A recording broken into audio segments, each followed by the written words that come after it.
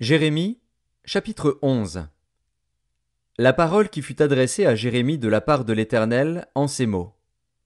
Écoutez les paroles de cette alliance, et parlez aux hommes de Juda et aux habitants de Jérusalem. Dis-leur, ainsi parle l'Éternel, le Dieu d'Israël, maudit soit l'homme qui n'écoute point les paroles de cette alliance, que j'ai prescrite à vos pères, le jour où je les ai fait sortir du pays d'Égypte, de la fournaise de fer, en disant, écoutez ma voix, et faites tout ce que je vous ordonnerai. Alors vous serez mon peuple, je serai votre Dieu, et j'accomplirai le serment que j'ai fait à vos pères, de leur donner un pays où coule le lait et le miel, comme vous le voyez aujourd'hui. Et je répondis, Amen, Éternel. L'Éternel me dit, publie toutes ces paroles dans les villes de Juda et dans les rues de Jérusalem, en disant, écoutez les paroles de cette alliance, et mettez-les en pratique. Car j'ai averti vos pères, depuis le jour où je les ai fait monter du pays d'Égypte jusqu'à ce jour, je les ai avertis tous les matins en disant, écoutez ma voix. Mais ils n'ont pas écouté, ils n'ont pas prêté l'oreille, ils ont suivi chacun les penchants de leur mauvais cœur. Alors j'ai accompli sur eux toutes les paroles de cette alliance, que je leur avais ordonné d'observer et qu'ils n'ont point observées.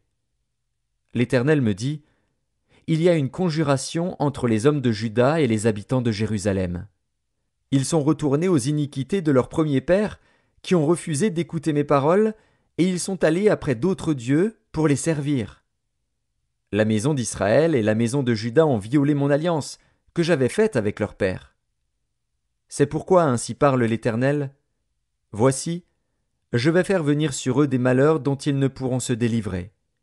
Ils crieront vers moi, et je ne les écouterai pas. Les villes de Juda et les habitants de Jérusalem iront invoquer les dieux auxquels ils offrent de l'encens, mais ils ne les sauveront pas au temps de leur malheur. Car tu as autant de dieux que de villes, ô Juda, et autant Jérusalem a de rues, autant vous avez dressé d'autels aux idoles, d'autels pour offrir de l'encens à Baal. Et toi, n'intercède pas en faveur de ce peuple, n'élève pour eux ni supplication ni prière, car je ne les écouterai pas quand ils m'invoqueront à cause de leur malheur. Que ferait mon bien-aimé dans ma maison? Il s'y commet une foule de crimes.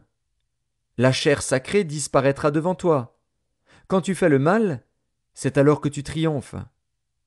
Olivier verdoyant, remarquable par la beauté de son fruit, tel est le nom que t'avait donné l'Éternel. Au bruit d'un grand fracas, il l'embrasse par le feu, et ses rameaux sont brisés.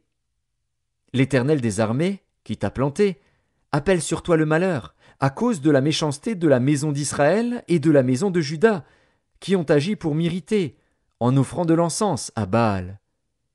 L'Éternel m'en a informé, et je l'ai su. Alors tu m'as fait voir leurs œuvres. J'étais comme un agneau familier qu'on mène à la boucherie, et j'ignorais les mauvais desseins qu'ils méditaient contre moi. Détruisons l'arbre avec son fruit, retranchons-le de la terre des vivants, et qu'on ne se souvienne plus de son nom.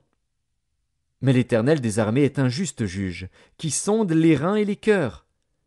Je verrai ta vengeance s'exercer contre eux, car c'est à toi que je confie ma cause. C'est pourquoi ainsi parle l'Éternel contre les gens d'Anathoth, qui en veulent à ta vie et qui disent, ne prophétise pas au nom de l'Éternel, ou tu mourras de notre main. C'est pourquoi ainsi parle l'Éternel des armées.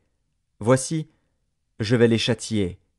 Les jeunes hommes mourront par l'épée, leurs fils et leurs filles mourront par la famine. Aucun d'eux n'échappera.